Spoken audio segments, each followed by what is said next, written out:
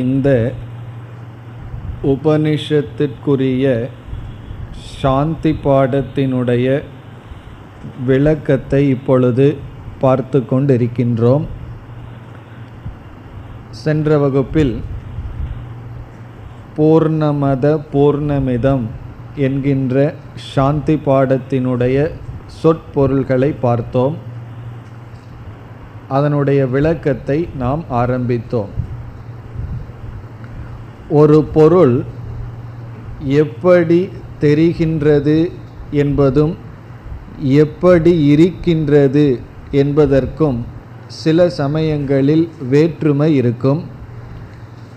கதம் பவதி என்றால் அது எப்படி இருக்கின்றது, கதம் பாதி என்றால் அது எப்படி விளங்குகின்றது. கயிறு கயிறாக இருந்து கயிறாக விளங்கும் பொழுது அது ஞானம், கயிறு கயிறாக இருந்து பாம்பாக விளங்கும் பொழுது அது பிரமா, தவறுதல். அதுபோல இங்கு பூர்ணம் என்ற சொல்லுக்கு நாம் பார்த்த பொருள் தேச கால வஸ்துவினால் வரையறுக்கப்படாதது. தேசகால வஸ்துவினால் வரையறுக்கப்படாதது பூர்ணம் என்றால் அது இரண்டாக இருக்க முடியாது, இரண்டு பூரணங்கள் இருக்க முடியாது. அது ஒன்றாகத்தான் அத்வைதமாகத்தான் இருக்க முடியும்.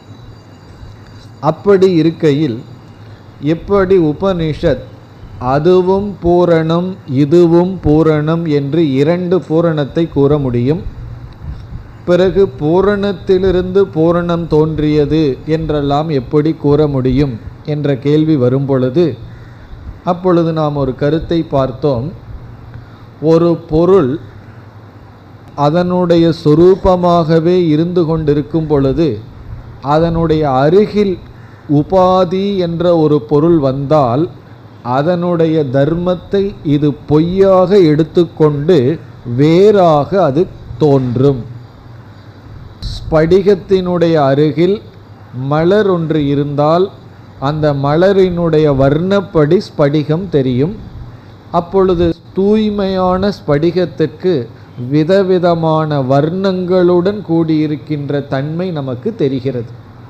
இப்பொழுது ஸ்படிகம் எப்படி இருக்கின்றது என்பது ஒன்று, எப்படி தெரிகின்றது என்பது இனி ஒன்று. அதுபோல பூர்ணமான ஒரு வஸ்துவிடம் உபாதி என்ற ஒன்று சேர்ந்துள்ளது, மலரை போல. அல்லது வர்ணமற்ற நிறமற்ற கடல் இருக்கின்றது, ஆகாசத்தினுடைய வர்ணத்தை அது பிரதிபிம்பிக்கின்றது, நீலக்கடல் என்று சொல்கின்றோம். அந்த ஆகாசத்தினுடைய வர்ணம் உபாதி. அதுபோல இருக்கின்ற பூர்ணமான ஒரு வஸ்துவிற்கு உபாதி ஒன்று இருக்கின்றது. அந்த உபாதியை நாம் இரண்டாக பார்த்தோம். ஒன்று காரண உபாதி, இரண்டாவது காரிய உபாதிகி. காரண உபாதி, காரிய உபாதி. பூரணம் என்ற ஒரு தத்துவத்திடம் காரண உபாதி சேரும் பொழுது அந்த பூரணம் ஈஸ்வர தத்துவமாக விளங்குகின்றது. இங்கு காரணம் என்றால் மாயா, காரியம் என்றால் மாயையிலிருந்து வெளிப்பட்ட தோன்றியது. குறிப்பாக இங்கு ஜீவனுடைய உபாதியை சொல்லப்படுகின்றது. இப்போ காரிய உபாதி என்றால் நாம் ஜீவர்கள் உலகம் என்று சொல்கின்றோமோ, மாயையினுடைய காரியமாக வந்தது, அது காரிய உபாதிகி. அப்பொழுது என்ன ஆகும் என்றால் அது எப்படி இருக்கின்றது என்பது சென்றுவிட்டு வேறு விதத்தில் அது தெரிகின்றது. உபாதிகளினுடைய தர்மங்களையெல்லாம் தான் எடுத்து கொள்கிறது. இங்கு முதல் இரண்டு வரிகளில் அதக பூர்ணம் இதம் பூர்ணம் என்ற பகுதிகளில் காரண காரிய உபாதியுடன் கூடிய பூர்ணம் அறிமுகப்படுத்தப்படுகிறது. இதுவரை நாம் சென்ற வகுப்பில் பார்த்தோம். அதக பூர்ணம் என்ற இடத்தில் அதக என்ற சொல்லில் பூர்ணமானது காரண உபாதியுடன் சேர்க்கப்பட்டு பேசப்படுகிறது. ஆகவே ஈஸ்வரன் பூர்ண சொரூபமானவர். இங்கு அதக என்றால் அது, அது என்பது ஈஸ்வரனை குறிக்கின்றது. இப்போ அதக என்பதற்கு காரண உபாதியுடன் கூடிய ஈஸ்வரன் பூர்ணஸ்வரூபமானவர். இதம் பூர்ணம் என்ற இடத்தில் காரிய உபாதியுடன் கூடிய ஜீவன் பூர்ணஸ்வரூபமானவன். இங்கு காரிய உபாதியை எடுத்துக்கொண்டு உபாதியினுடைய சொரூபம் சொல்லப்படுகிறது.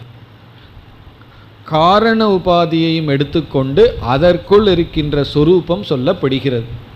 அப்படி அறிமுகப்படுத்தும் பொழுது காரிய காரண உபாதிகளுடன் பூர்ணம் அறிமுகப்படுத்தப்படுவதனால் இரண்டு பூரணங்கள் என்று சொல்வதில் தவறில்லை. காரணம், உபாதியுடன் அந்த பூரணம் அறிமுகப்படுத்தப்பட்டுள்ளது. இனி அடுத்ததாக பூர்ணாத் பூர்ணம் உதச்யதே என்ற பகுதி அத்தியாரோபம் என்று அழைக்கப்படுகிறது. இதெல்லாம் நமக்கு தெரிந்தது தான். பல உபநிஷத்தில் நம்ம பார்த்துருக்கோம். அத்தியாரோபக, அத்தியாரோபம்னா சிருஷ்டி, ஏற்றி வைத்தல். இப்போ பூர்ணாத் என்றால் காரண உபாதியுடன் கூடிய ஈஸ்வரனிடமிருந்து, பூரணத்திடமிருந்து பூர்ணம் உதச்சதேனா காரிய உபாதியுடன் கூடிய பூர்ணம் வந்தது. காரண உபாதியுடன் கூடிய பூரணத்திலிருந்து காரிய உபாதியுடன் கூடிய பூர்ணம் வந்தது. இதை எப்படி புரிந்து கொள்ள வேண்டும் என்றால், உண்மையில் வெளிவந்தது பூர்ணம் அல்ல. காரணம், இரண்டிலும் பூர்ணம் இருக்கின்றது. காரணத்திலிருந்து காரியம் தோன்றியுள்ளது. இது அத்தியாரோபம். இனி அடுத்த பகுதியில் அபவாதம் நடைபெறுகின்றது. அத்தியாரோப அபவாதமே இந்த ஒரு சாந்தி பாடத்தில் வந்துள்ளது. அபவாதம் என்ன? பூர்ணஸ்ய, பூரணத்தினுடைய, பூர்ணமான ஜீவனுடைய பூர்ணம் ஆதாய, பூரணத்தை எடுத்துவிட்டால் பூர்ணம் ஏவ, பூர்ணம் மட்டும் அவசிஷ்யதே எஞ்சி இருக்கின்றது. இங்கு ஆதாய என்றால் நிஷேதம் கிருத்வா, நிஷேதம் செய்து விட்டால். நிஷேதம் என்பது அபவாதம் செய்யும் பொழுது. இந்த பகுதி அபவாதம். இப்போ அத்தியாரோப அபவாதத்தின் மூலமாக பூர்ண சொரூபமானது இங்கு விளக்கப்பட்டதாகின்றது. இப்போ இதனுடைய விளக்கமெல்லாம் நம்ம ஏற்கனவே ரொம்ப காலத்துக்கு முன்னாடி பார்த்துருக்கோம். அப்பொழுது ஒரு உதாரணத்தை நம்ம கையாண்டு பார்த்தோம். அதை மீண்டும் இங்கு ஞாபகப்படுத்தி கொண்டால் மிக சுலபமாக இந்த பூர்ணமத பூர்ணமிதம் புரிந்துவிடும். இந்த உதாரணத்தை அப்படியே மனசில் அஞ்சிட்டு அப்ளை பண்ணணும். என்ன உதாரணம் என்றால், கடல், அலைகள், நீர், இந்த மூன்று தான் இங்கு உதாரணம். கடல், அலைகள், நீர். நீருக்கு பூர்ணம்ங்கிற இடத்துல போட்டுக்கணும். ஈஸ்வரன்கிற இடத்துல கடல், ஜீவன்கிற இடத்துல அலைகள். இந்த உதாரணத்தை இப்பொழுது பார்ப்போமே. இப்போ முதல்ல என்ன சொல்கிறோம்? கடல் பூர்ணஸ்வரூபமானதுங்கிற இடத்துல என்ன போடணும்? நீர் சொரூபமானது. இரண்டாவது வரி, அலைகள் நீர் சொரூபமானவைகள். இது இதம் பூர்ணம்னு சொன்னது போல. இனி பூர்ணாத் பூர்ணமுதச்சதேங்கிற இடத்துல என்ன சொல்லணும்? நீர் சொரூபமான கடலிலிருந்து நீர் சொரூபமான அலைகள் தோன்றின. தண்ணீர் சொரூபமான கடலிலிருந்து தண்ணீர் சொரூபமான அலைகள் தோன்றின.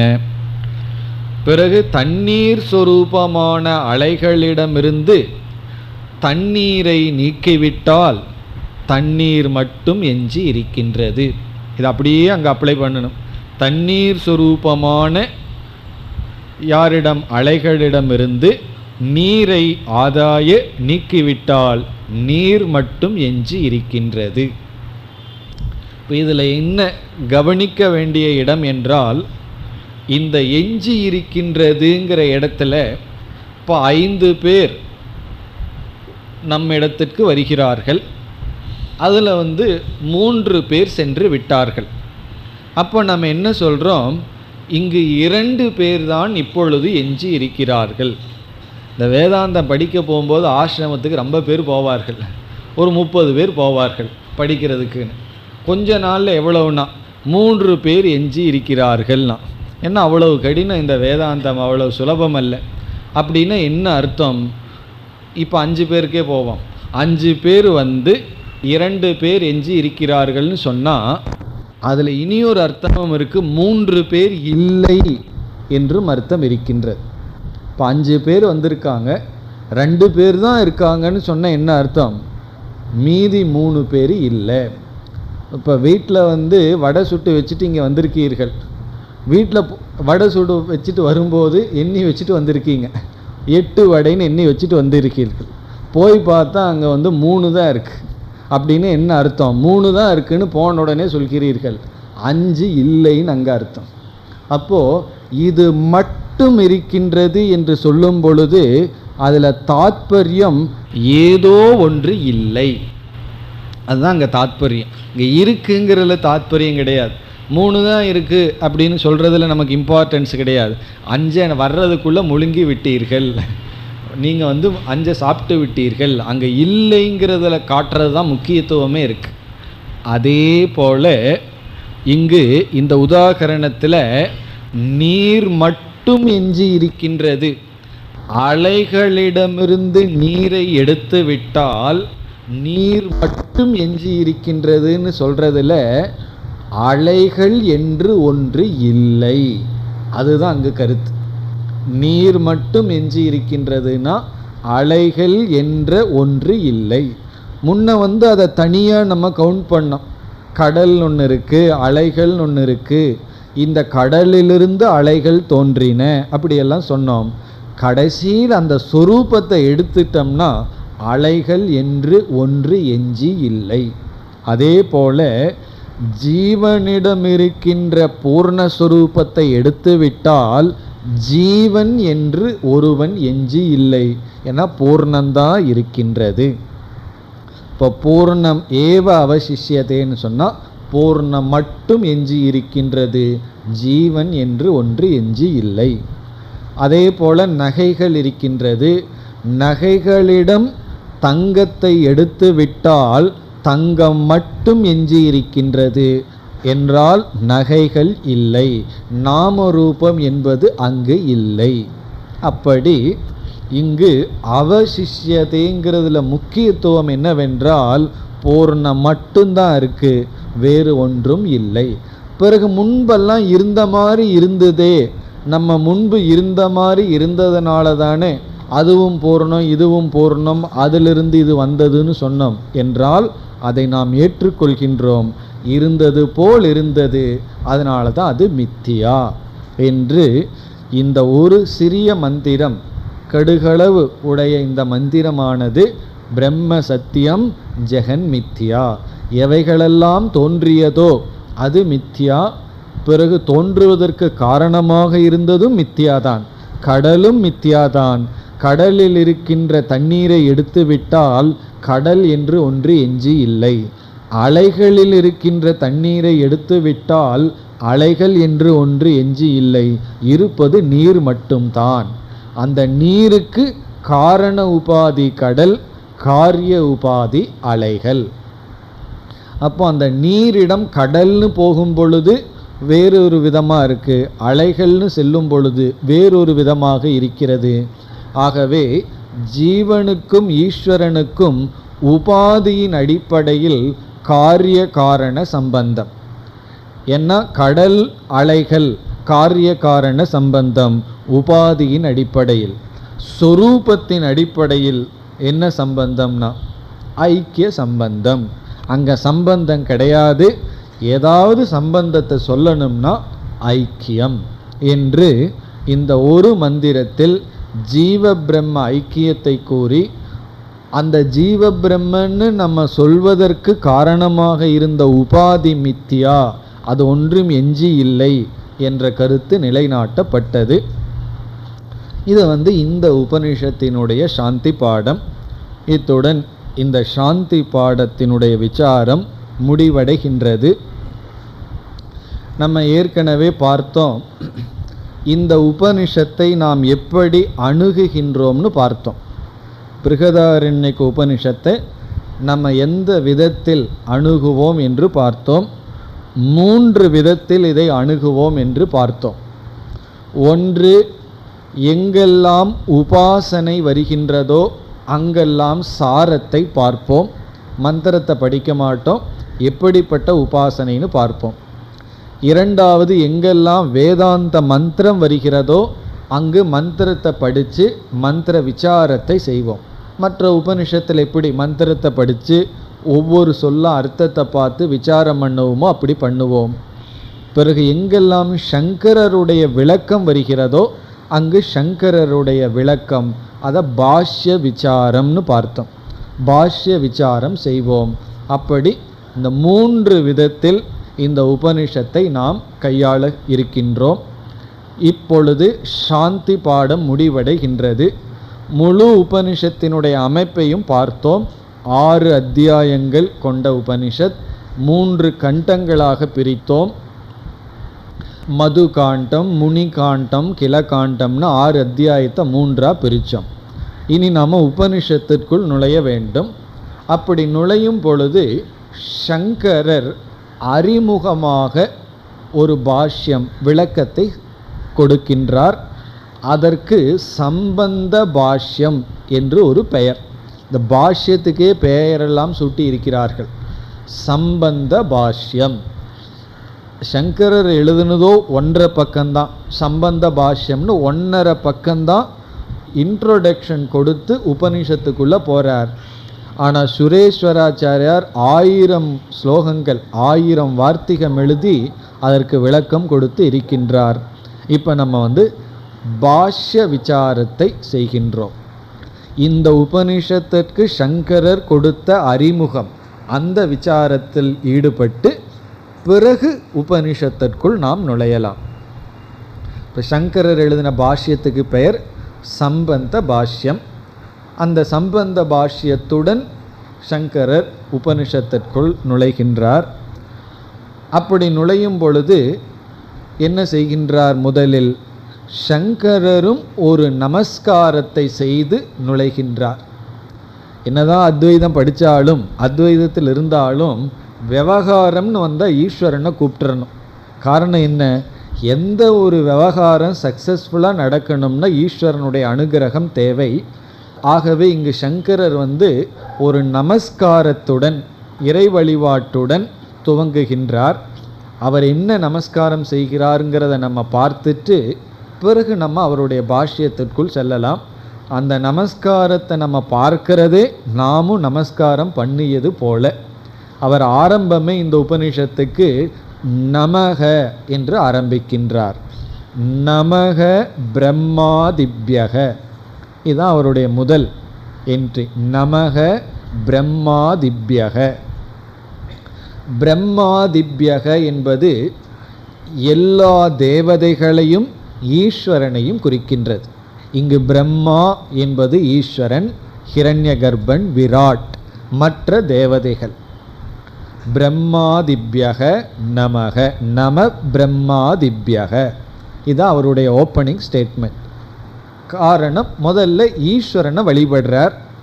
அந்த ஈஸ்வரனை எப்படி வழிபடுகிறார்னா, பிரம்மான ஹிரண்யகர்ப்பன், ஈஸ்வரன், விராட், இந்த 3ஐயும் குறிக்கின்றது. பிறகு மற்ற அனைத்து தேவதைகளையும் குறிக்கின்றது. எல்லா தேவதைகளையும் ஈஸ்வரனுக்கும் என்னுடைய நமஸ்காரம். இது முதல். பிறகு அடுத்த நமஸ்காரம் யாருக்கு செய்கின்றார்? பிரம்ம வித்யா சம்பிரதாய கர்த்திருப்யகன்னு சொல்றார். பிரம்ம வித்யா சம்பிரதாய கர்த்திருப்யக.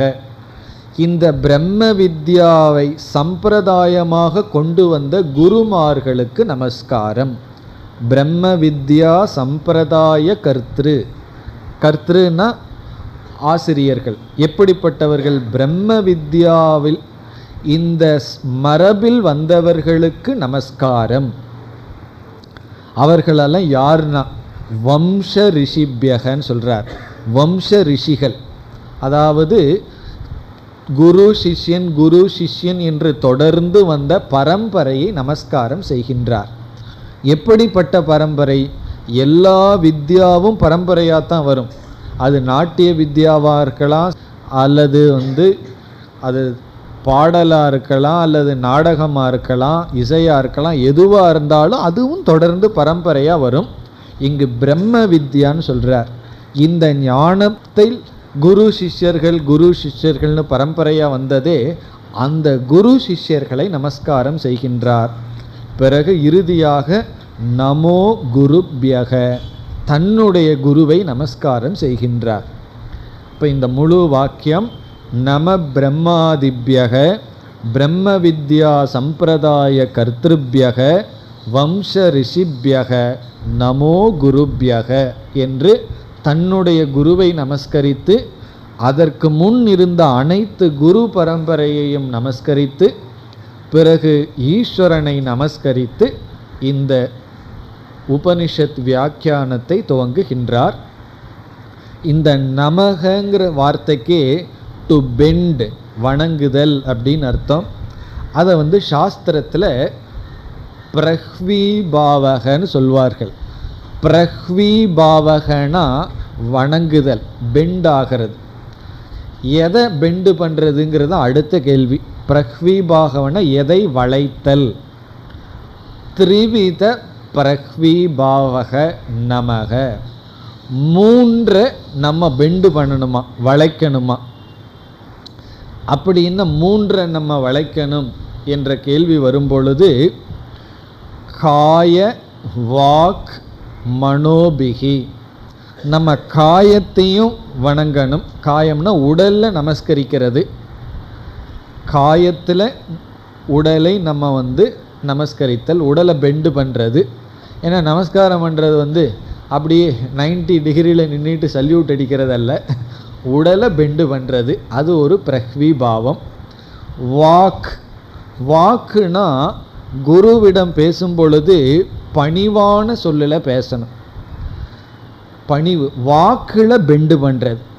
வாக்கில் பெண்டு பண்ணுறதுன்னு சொன்னால் வாயை பெண்டு பண்ணி பேசுறதுன்னு அர்த்தம் அல்ல. சொல்லில் பணிவிருத்தல். குருவிடம் பேசும் பொழுது பணிவாக பேச வேண்டும். அதாவது குருவையோ ஈஸ்வரனையோ நமஸ்கரிக்கும் பொழுது உடலளவில் நமஸ்கரிக்கணும். பிறகு வாக்களவிலையும் நமஸ்காரம் இருக்க வேண்டும், வளைய வேண்டும். வாக்கில் பெண்டுன்னு சொன்னால் பணிவாக பேசுதல். பிறகு மனம்னா இந்த இடத்துல ஈகோ, நம்முடைய அகங்காரத்தை சமர்ப்பித்தல். அகங்காரத்தை பெண்டு பண்ணணும். இதில் ரொம்ப கஷ்டமானது அகங்காரத்தை பெண்டு பண்ணுறது தான். அது அவ்வளோ சுலபமாக நடக்காது. அந்த ஈகோ இருக்கே, அது என்றைக்குமே 90 டிகிரியில் தான் நிற்கும். அதை பெண்டு பண்ணுறது கஷ்டம். காயத்தை பெண்டு பண்ணுறதும் கஷ்டம், வயசாகிட்டா கஷ்டம், அது வேறு. பிறகு வாக்கில் பெண்டு பண்ணுறதும் கஷ்டம்தான். அவ்வளோ சுலபமாக பணிஞ்சு பேசிவிட மாட்டோம். அப்படி காயத்தினாலும் வாக்கினாலும் மனதினாலும் நமஸ்கரித்தல்னா பணிவுடன் இருத்தல். அப்படி சங்கரர் என்ன சொல்கிறார்? நான் என்னுடைய காயம் வாக்கு மனம் இந்த 3 மூலமாக என்னுடைய குருவை நமஸ்கரித்து, குரு பரம்பரையை நமஸ்கரித்து, ஈஸ்வரனை நான் வணங்கி துவங்குகின்றேன் என்று துவங்குகின்றார். இதோடு நமக்கு சங்கரருடைய சாந்தி பாடம் முடிவடைகிறது. இனி சங்கரருடைய பாஷ்யத்திற்கு செல்லலாம். இப்போ நம்ம பாஷ்ய விசாரத்தில் இருக்கோம். இவர் இங்கு எப்படி அறிமுகப்படுத்துகின்றார், எப்படி இந்த உபனிஷத்திற்குள் நுழைகின்றார், அதை பார்க்கின்றோம். இந்த முகவுரைக்கு நம்முடைய சம்பிரதாயத்தில் வந்த பெரியவர்கள் மிக அதிகமான முக்கியத்துவம் கொடுத்திருக்கிறார்கள். எல்லா உபனிஷத்துக்கும் சங்கரர் ஏதாவது ஒரு சிறிய இன்ட்ரடக்ஷன் கொடுப்பார். அதே போல தான் இங்கேயும் செய்திருக்கார். ஆனால் 1 பக்கம் எழுதியிருக்கார். இதற்கு ஏதோ பெரியவர்கள் ரொம்ப முக்கியத்துவம் கொடுத்து ஒவ்வொரு பகுதியையும் ஒவ்வொரு பாஷ்யம் என்றெல்லாம் சொல்வார்கள். அதையும் நம்ம பல படிகளாக பிரித்து இப்பொழுது பார்க்கின்றோம். அவருடைய முதல் பகுதியை பிரதிஜ்ஞா பாஷ்யம் என்று அழைக்கிறார்கள். பிரதிஜ்ஞா பாஷ்யம் ஃபர்ஸ்ட் டாபிக். பிரதிஜ்ஞா பாஷ்யம்னு சொன்னால் சங்கரரே இங்கே என்ன சொல்கிறார், நான் என்ன செய்ய போகின்றேன்னு சங்கரர் சொல்கிறது. பிரதிஜ்ஞானா ப்ராமிஸ், நான் என்ன பண்ண போகிறேன் அப்படின்னு அவர் சொல்கிறதே பிரதிஜ்ஞா பாஷ்யம். பாஷ்யம்ங்கிறதுக்கு விளக்கம்னு அர்த்தம், அதை நம்ம ஏற்கனவே பார்த்துட்டோம். இப்போ இங்கே எப்படி எழுதுகிறார், அல்ப கிரந்தா விருத்திகி ஆரம்பியதேன்னு எழுதுகிறார். அல்ப கிரந்தா விருத்திகி, விருத்திகின விளக்கம், ஆரம்பியதேனா என்னால் ஆரம்பிக்கப்படுகிறது, ஆரம்பியதே ஆரம்பிக்கப்படுகிறது.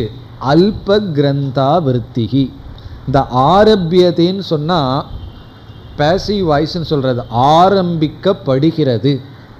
இப்படி நம்ம சொல்வதிலிருந்து இந்த நான் சொல்கிற வார்த்தையை அவாய்டு பண்ணலாம். நான் ஆரம்பிக்கின்றேன், என்னால் ஆரம்பிக்கப்படுகிறது. அந்த என்னால்ங்கிறதையும் விட்டுட்டார். அது எதுக்கு என்னால்னு சொல்லணும், அது எதுக்கு நான்னு சொல்லணும்னு விட்டுட்டு ஆரம்பிக்கப்படுகிறது.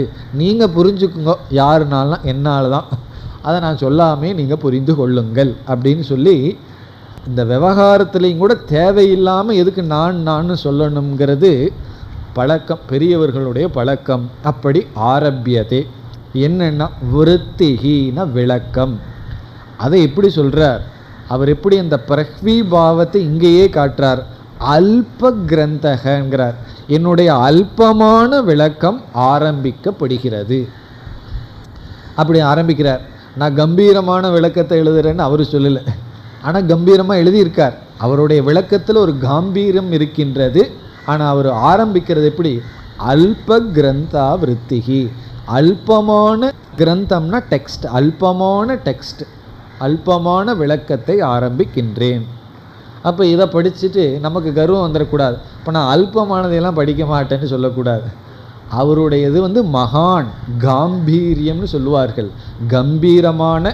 ஏன்னா அவருடைய ஒவ்வொரு விளக்கமும் ஆணித்தரமாக இருக்கு.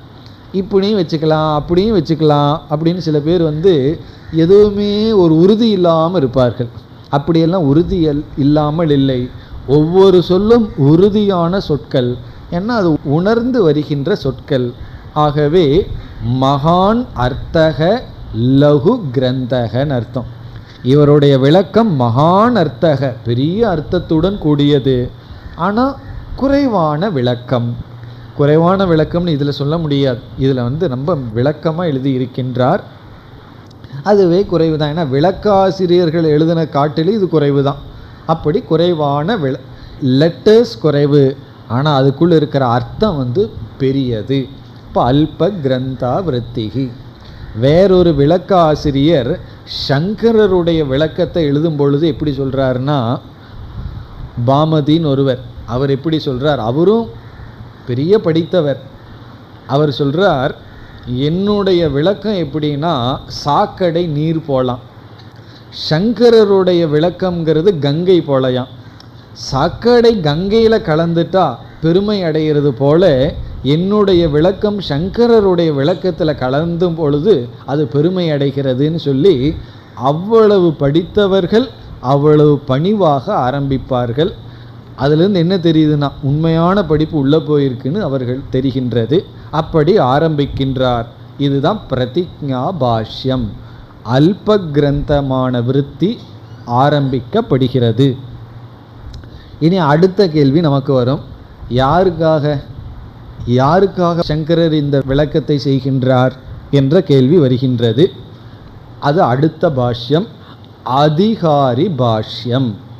இரண்டாவது அதிகாரி பாஷ்யம்னா யார் அதிகாரி என்று அடுத்த விளக்கத்தில் அவர் குறிப்பிடுகின்றார்.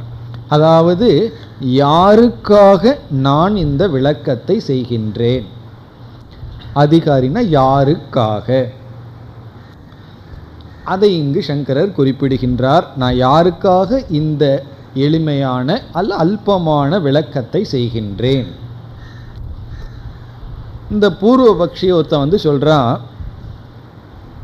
கர்மகாண்டம் ஞான காண்டம்னு வேதத்தை பிரிச்சிருக்கோம். எதன் அடிப்படையில் பிரிக்கிறோம்னு சொன்னால், ஒன்று கர்மகாண்டத்தில் பேசுகிற விஷயம் வேறு, ஞான காண்டத்தில் பேசுகிற விஷயம் வேறு. அதை விட முக்கியம், கர்மகாண்டத்துக்கு போகிற ஆட்கள் வேறு, ஞான காண்டத்துக்கு போகிற ஆட்கள் வேறு.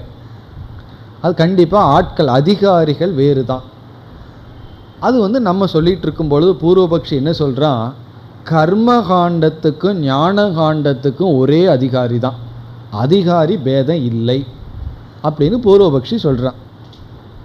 காரணம் என்னன்னு கேட்டால், கர்மகாண்டத்தில் இருக்கிறவனும் அர்த்தி. அர்த்தின்னு என்ன, எதையோ ஒரு ஆசை கொண்டவன் தான். ஆசை இல்லாதவன் சும்மா தான் இருப்பான். வேதம் தானே ஆசையை பூர்த்தி செய்வதற்கான சாதனைகளை எல்லாம் சொல்லுது. இப்போ கர்மகாண்டத்துக்கு போகிறவன் அர்த்தி. அர்த்தினா ஆசைப்பட. ஆசை எப்படின்னா இச்சை உடையவன் எல்லாம் சொல்கிறோம். ஆகவே ஆசைப்படுதல்ங்கிறது கர்மகாண்டத்துக்கும் ஞான காண்டத்துக்கும் பொருந்தது தான். ரெண்டு பேரும் ஆசையுடையவர்கள்.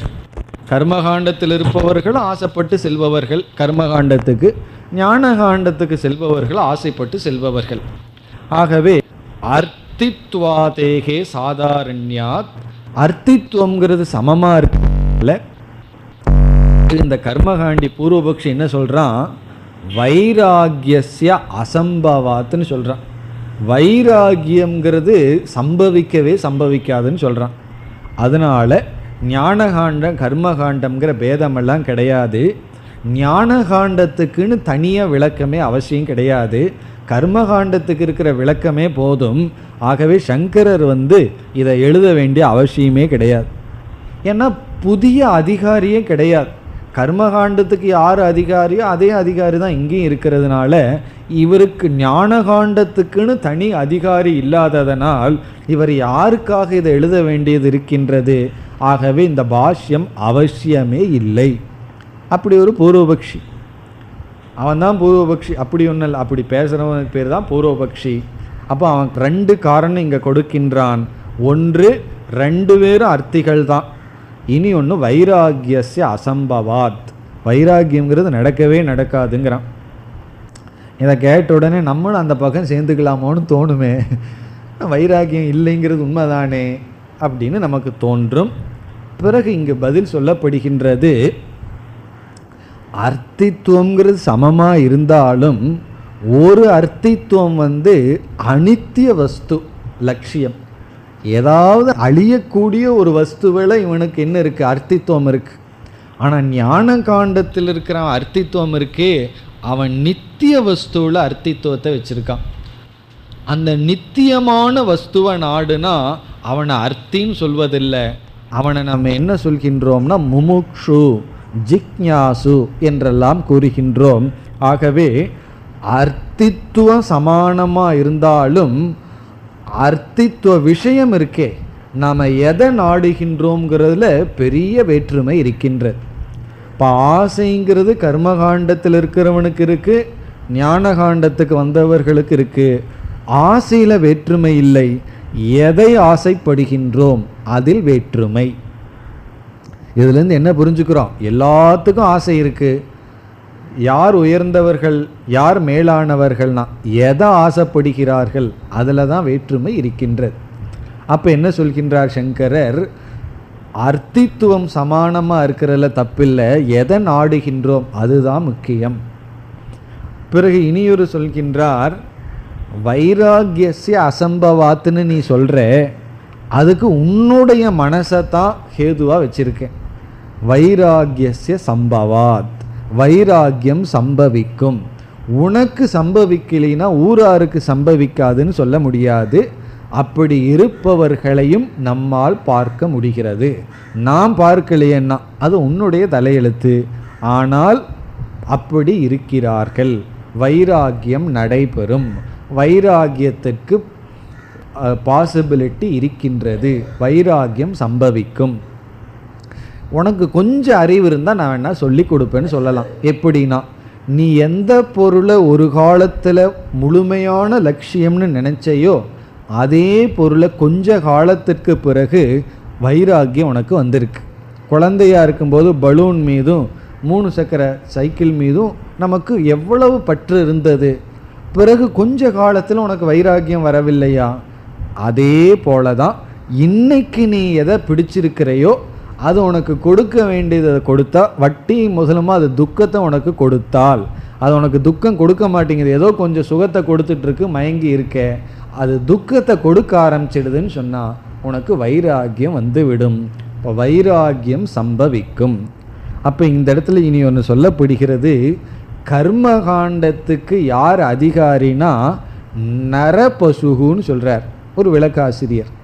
திட்டுற மாதிரி சொல்கிறார், நரபசுகு கர்மகாண்ட அதிகாரி. நரபசுகுன்னா என்னன்னா ஹித அஹித அவிவேகி, எது நல்லது எது கெட்டதுங்கிற அறிவில்லாதவன் தான் கர்மகாண்டத்துக்கு போவான்.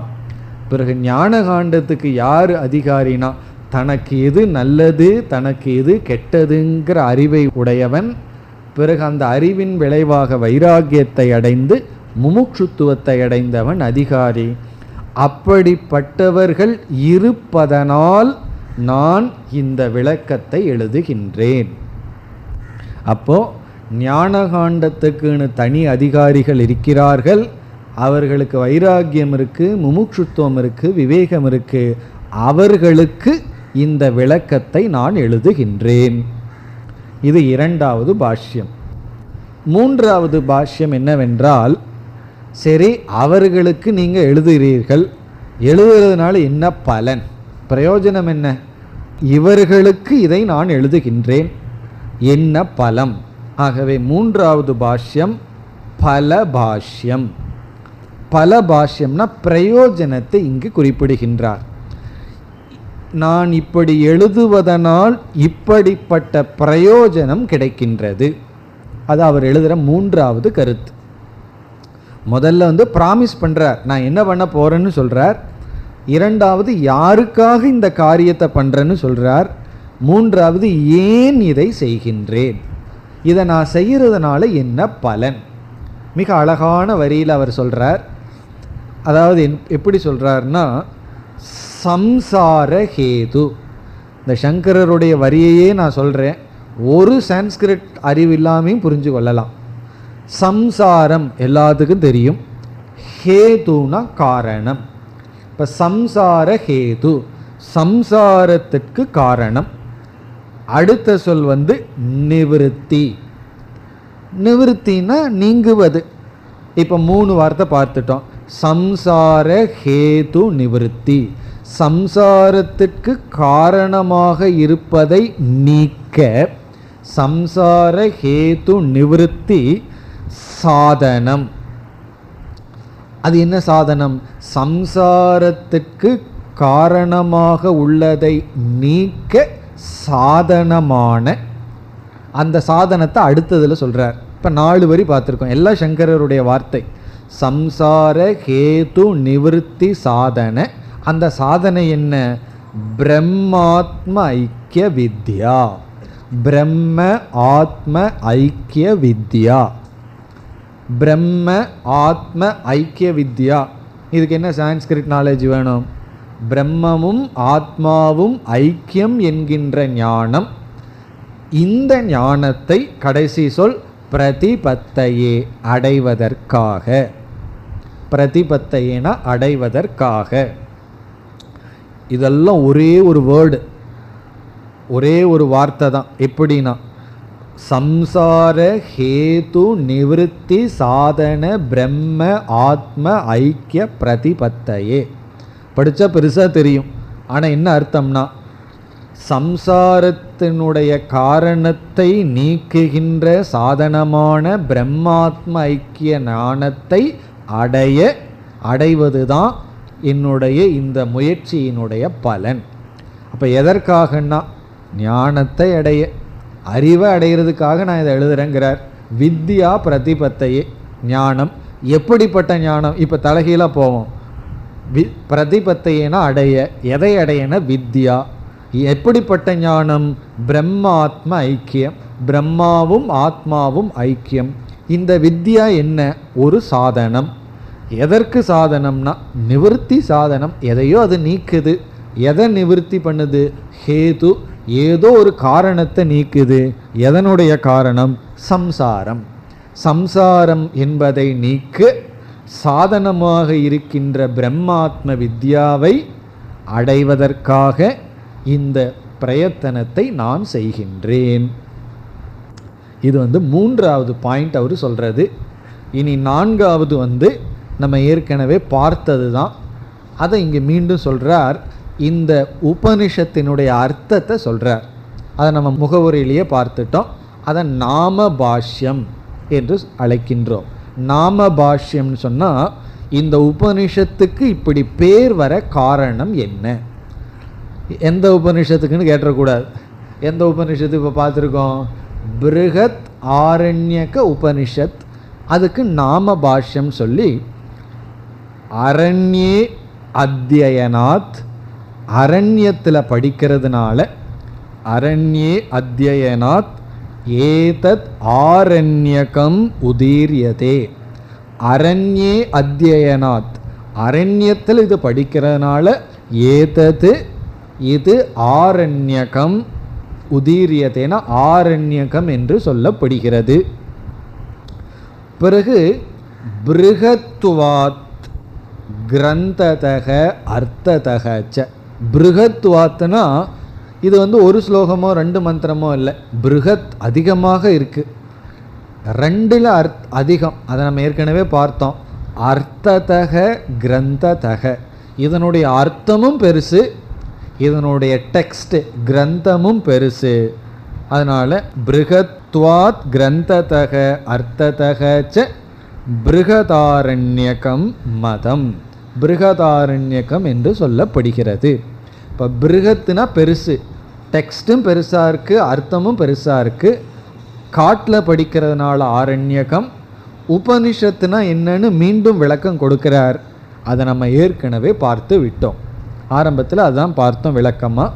அப்படி நாம பாஷ்யம், இந்த உபனிஷத்தினுடைய டெக்ஸ்ட்டை அவர் விளக்கி இருக்கின்றார். இனி இறுதியாக சம்பந்த பாஷ்யம், அதான் கொஞ்சம் விளக்கமாக நம்ம பார்க்க போகின்றோம்.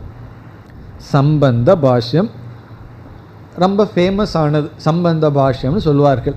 இது சங்கரர் இந்த உபனிஷத்துக்கு எழுதின பாஷ்யத்துக்கே சம்பந்த பாஷ்யம்னு பெயர். இப்போ இதில் என்னென்னலாம் சொல்கிறாருன்னு பார்த்துட்டு ஒவ்வொரு கருத்தாக நம்ம விளக்கம் எடுத்துக்கொள்ள போகின்றோம். இதில் இங்கு 3 முக்கியமான டாப்பிக்கை டிஸ்கஸ் பண்ணுறார். 3 மேஜர் ஐடியா என்னென்னு பார்த்துட்டு ஒவ்வொரு ஐடியாவையும் எடுத்துட்டு நம்ம விளக்கமாக பார்க்க போகின்றோம். ஃபஸ்ட்டு டாபிக் என்ன செய்ய போகிறார்னு சொன்னால், கர்ம காண்டமும் ஞான காண்டமும் பிரமாணம் என்று நிலைநாட்ட போகிறார். வேதத்தில் இருக்கிற கர்மகாண்டமும் பிரமாணம்தான், ஞானகாண்டமும் பிரமாணம். 2மே பிரமாணம்னு சொல்லி நிலைநாட்டுறார். முதல். இரண்டாவது டாபிக் என்னன்னா, கர்மகாண்டத்துக்கும் ஞானகாண்டத்துக்கும் உள்ள சம்பந்தம், ரிலேஷன்ஷிப். அதனால தான் இதுக்கு பேரே சம்பந்த பாஷ்யம். சம்பந்த பாஷ்யம்னா ரிலேஷன்ஷிப் பாஷ்யம். என்ன ரிலேஷன்ஷிப்? யார் யாருக்கு ரிலேஷன்ஷிப்? கர்மகாண்டத்துக்கும் ஞானகாண்டத்துக்கும் உள்ள சம்பந்தம், அதை சொல்ல போகின்றார்.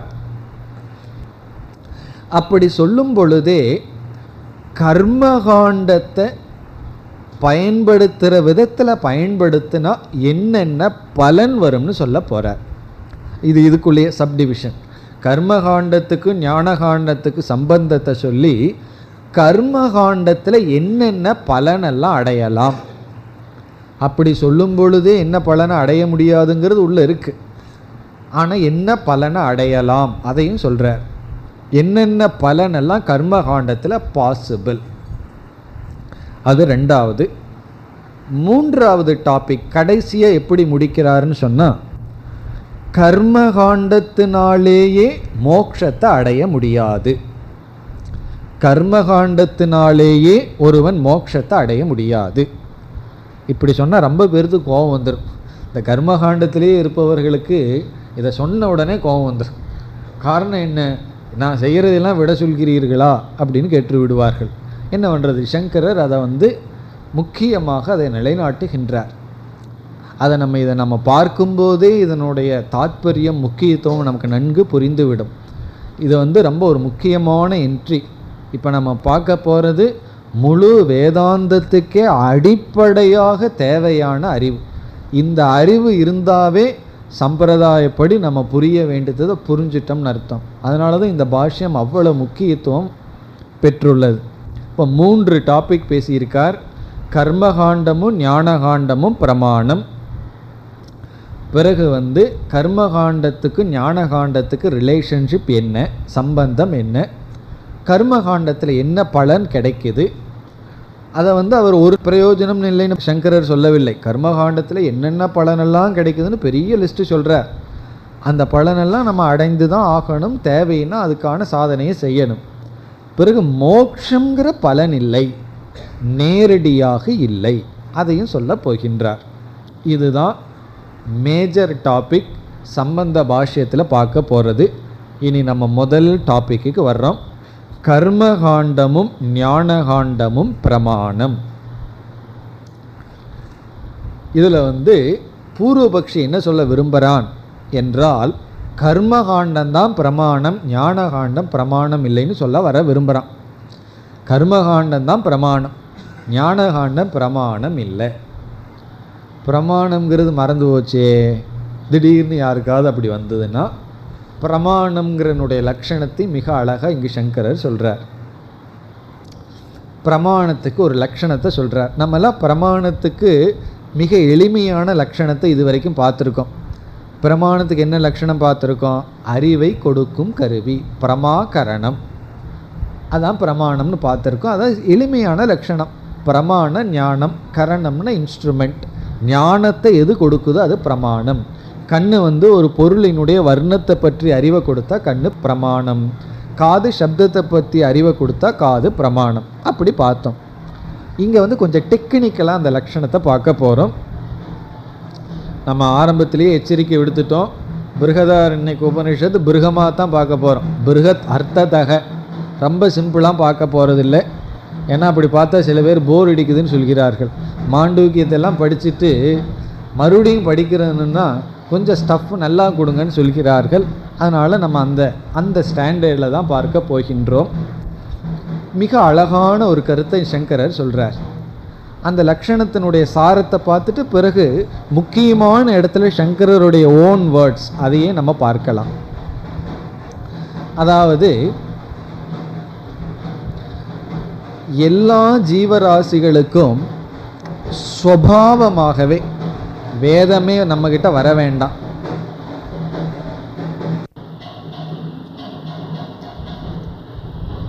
வேதமானது உபதேசம் செய்யாமலேயே எல்லா ஜீவராசிகளுக்கும் ஸ்வபாவமாகவே ஒன்று இருக்கின்றதாம்.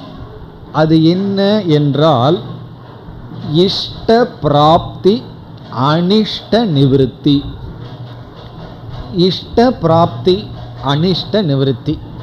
இஷ்டம்னா இந்த இடத்துல சுகம், எதெல்லாம் சுகம் கொடுக்குமோ அதை அடையணும். அனிஷ்டம்னா துக்கம், எதெல்லாம் நமக்கு துக்கமோ அது நீங்கணும். இது இப்படி ஒன்று நமக்குள்ளே வர்றதுக்கு எந்த சாஸ்திரமும் நமக்கு உபதேசம் பண்ண வேண்டாம். இஷ்ட பிராப்தி, அனிஷ்ட நிவிருத்தி அல்லது பரிகாரக. இப்போ தலைவலி ஒருவருக்கு வருது, அவர் தலைவலியை நீக்கணும்னா நான் போய் உபனிஷத் கிளாஸ் படிச்சுட்டு வந்தால் தான் எனக்கு புரியும், தலைவலி வந்தால் தலைவலி போகணுங்கிற முயற்சிக்குங்கிறது கிடையாது. அனிஷ்டம்னு ஒன்று வந்தால் அதை நீக்கிறதுக்கு இயற்கையாக இருக்குது.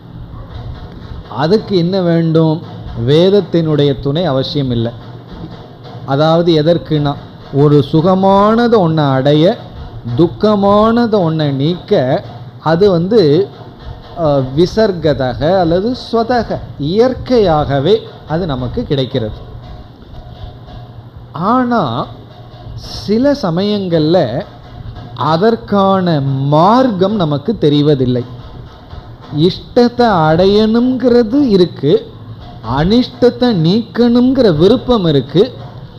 எந்த மீன்ஸ் மார்க்கத்தில் போனால் இஷ்டம் கிடைக்கும் அனிஷ்டம் போகும்னு சில சமயங்களில் தெரியுது, சில சமயம் தெரிவதில்லை.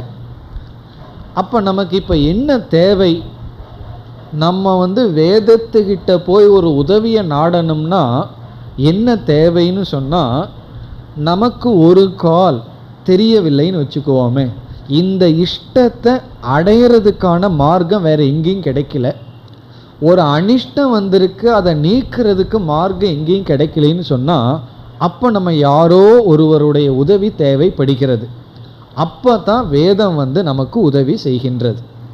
அப்போ வேதம் என்ன செய்கின்றது என்றால், நம்ம அனுபவத்திலே பிரத்யக்ஷ பிரமாணத்திலேயே அனுமானத்தினாலேயுமே இஷ்ட அனிஷ்டத்தை நீக்கிறதுக்கும் அடைவதற்கான உபாயம் கிடைச்சிடுதுன்னா வேதத்துக்கிட்ட போக மாட்டோம். இப்போ நமக்கு தலைவலிக்குதுன்னு சொன்னால் அந்த தலைவலியை நீக்கிறதுக்கு உபனிஷத்துக்கிட்ட நம்ம வரமாட்டோம். காரணம், அல்லது கர்மகாண்டத்துக்கு போக மாட்டோம். காரணம் என்ன? லோக்கல் டாக்டரே அதை நீக்கி விடுவார். அப்போது பிரத்யக்ஷ பிரமாணத்திலையும் அனுமானத்திலையுமே நமக்கு கிடைக்கும் பொழுது, உபாயம் கிடைக்கும் பொழுது வேதத்துக்கிட்ட போக மாட்டோம். வேதத்தினுடைய நெசசிட்டியும் இல்லை. ஆனால் சில சமயங்களில் பிரத்யக்ஷ அனுமான பிரமாணத்தினால கிடைக்காமல் நமக்கு இஷ்ட பிராப்தி அனிஷ்ட பிராப்திக்கான சாதனை தேவைப்படும் பொழுது வேதமானது அதை நமக்கு கொடுக்கின்றது.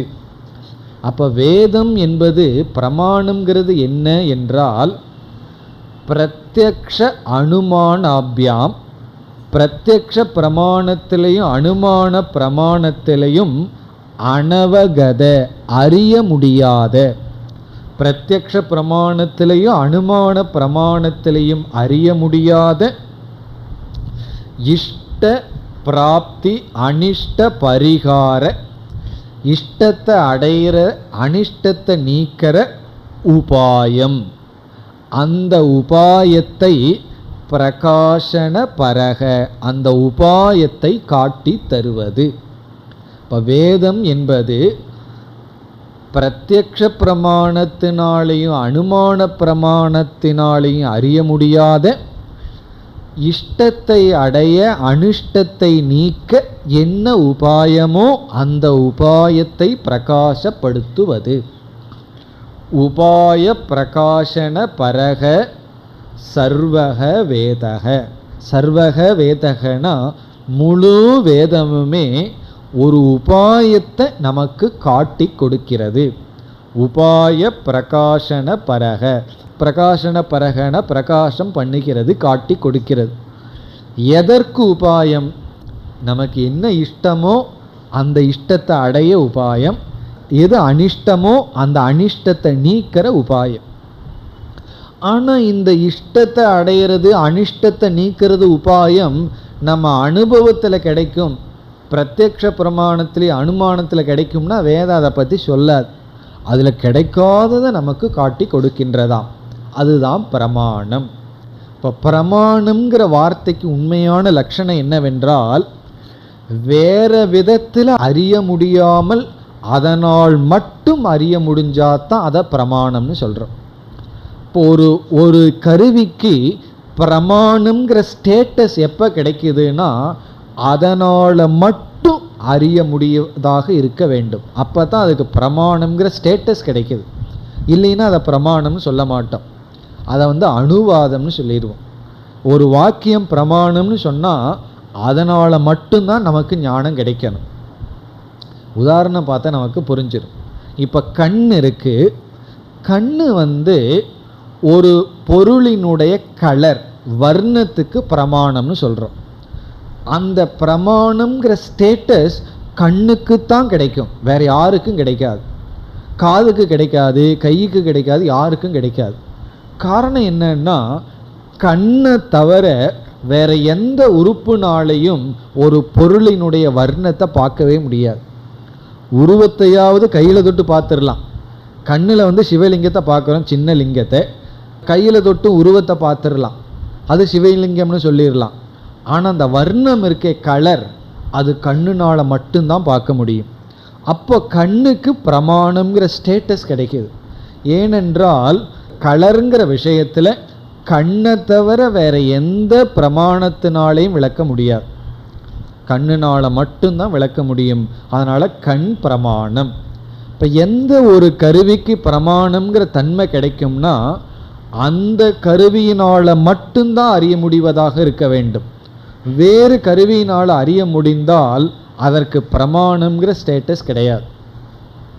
இப்போ கண்ணுக்கே சில சமயம் பிரமாணம்ங்கிற ஸ்டேட்டஸ் இல்லாமல் போகலாம். வேற விஷயத்தில் எப்பொழுதுனா தொட்டு உணர்கிற விஷயத்தில் தொட்டு உணர்றதுனால தெரியும் பொழுது கண்ணுக்கு அங்கே பிரமாணம் கிடையாது. அதே போல் வேறொரு உதாரணம் பார்ப்போமே. நம்ம சமையலறையில் இருக்கோம் அல்லது யாகசாலையில் இருக்கோம். இப்போல்லாம் சமையலறையில் புகையே கிடையாது, யாகசாலையில் இருக்கோம். அங்கே கண்ணு முன்னாடி நெருப்பு தெரியுது, புகையும் தெரியுது. அங்கே பெரிய அனுமானம் பண்ணுறோம், எங்கெல்லாம் புகை இருக்குமோ அங்கெல்லாம் நெருப்பு இருக்கும். கிளாஸில் கேட்டிருக்கிறோமே. உடனே அந்த அனுமானத்தை பண்ணோம்னா அந்த இடத்துல அனுமானத்தை பிரமாணம்னு ஒத்துக்க மாட்டோம். காரணம் என்ன? கண்ணு நேரடியாக நெருப்பை பார்க்கும் பொழுது நெருப்பு இருக்கின்றதுங்கிறது யூகிக்கின்றது இருக்கே, அது பிரமாணம் அல்ல.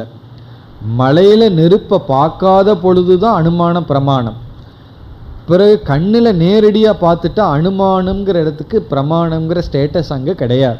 ஏன்னா நேரடியாக பார்த்துட்டோமே. அப்படி வேற எந்த விதத்திலையும் அறிவு கிடைக்காமல் அதில் மட்டும் நமக்கு அறிவு கிடைச்சாதான் அதுக்கு பேர் பிரமாணம். அந்த அறிவை வேற இதில் டெஸ்ட் பண்ண முடியாது. கண்ணு இங்கே இருக்கிற பொருளினுடைய வர்ணத்தை சரியாக காட்டுதான்னு டெஸ்ட் பண்ணணும்னா நான் காது மூலியமாக டெஸ்ட் பண்ணுறேன், நாக்கு மூலியமாக டெஸ்ட் பண்ணுறேன்னெல்லாம் சொல்ல முடியாது. டெஸ்ட் பண்ண முடியாது. பிறகு சந்தேகம் வருதுன்னா மீண்டும் கண்ணிலேயே ஒழுங்காக பார். அப்போ கண்ணுக்கு கண்ணு தான் பிரமாணம். அதான் ஸ்வதம் பிரமாணம்னு சொல்லிட்டா அதை போய் டெஸ்ட் பண்ணக்கூடாது. அப்படி வேதம் இந்த விஷயத்தில் பிரமாணம்னு சொன்னதற்கு பிறகு அதை நான் வேறு விதத்தில் சோதித்து பார்க்குறேங்கிறது கிடையாது. அப்படி சோதித்து பார்க்குறேன்னு சொன்னால் பிரமாணம்ங்கிறதுல புரிஞ்சுக்கலேன்னு அர்த்தம். பிரம்மனும் ஆத்மாவும் ஒன்று தான் வேதம் பிரமாணம்னு சொன்னால், நான் வேறு ஏதாவது பிரமாணத்தில் நான் கண்டுபிடிச்சு இது சரின்னு நிச்சயம் பண்ணுறேன்னு சொல்லவே கூடாது. காரணம் என்ன? கண்ணு இந்த வர்ணத்தை சொல்லுதுன்னா கண்ணை தான் பார்க்கணும். வேத பிரமாணம்ங்கிறது வேதம்தான் நமக்கு அதை அத்தாட்சி. அப்படி பிரமாணத்துக்கு இங்கே லட்சணம் சொல்கிறார். மற்றதில் தெரிந்து கொள்ளாமல் பிரத்யக்ஷ அனுமானத்தில் புரியாமல் நமக்கு இஷ்டத்தையும் அனிஷ்டத்தையும் எது காட்டி கொடுக்குதோ அதுதான் வேதம். அந்த வேதம் கர்மகாண்டமாக இருக்குது, ஞானகாண்டமாக இருக்குது. இந்த ரெண்டுமே பிரமாணம்னு சங்கரர் சொல்கிறார் லட்சணத்தை சொல்லி. இனி பூர்வபக்ஷி சொல்ல போகிறான், கர்மகாண்டம்தான் பிரமாணம், ஞானகாண்டம் பிரமாணம் இல்லை. அதை சங்கரர் நீக்கி ரெண்டுமே பிரமாணம், இந்த ரெண்டுமே பிரமாணம்னு நிலைநாட்டினதுக்கு பிறகு தான் ரெண்டுக்குள்ள சம்பந்தத்தை சொல்ல முடியும். காரணம், ரெண்டுக்குள்ள சம்பந்தத்தை சொல்லணும்னா ரெண்டுக்கு சமமான ஸ்டேட்டஸ் வேணுமே. ஆகவே அந்த ஸ்டேட்டஸை மெயின்டைன் பண்ணுறதுக்கு ரெண்டும் பிரமாணம்னு அவர் நிலைநாட்டி பிறகு சம்பந்தத்தை சொல்ல போகின்றார். அடுத்த வகுப்பில் தொடரலாம். ஓம் பூர்ணமத பூர்ணமிதம் பூர்ணாத் பூர்ணமுதச்யதே பூர்ணஸ்ய பூர்ணமாதாய பூர்ணமேவாவசிஷ்யதே. ஓம் சாந்தி சாந்தி சாந்தி.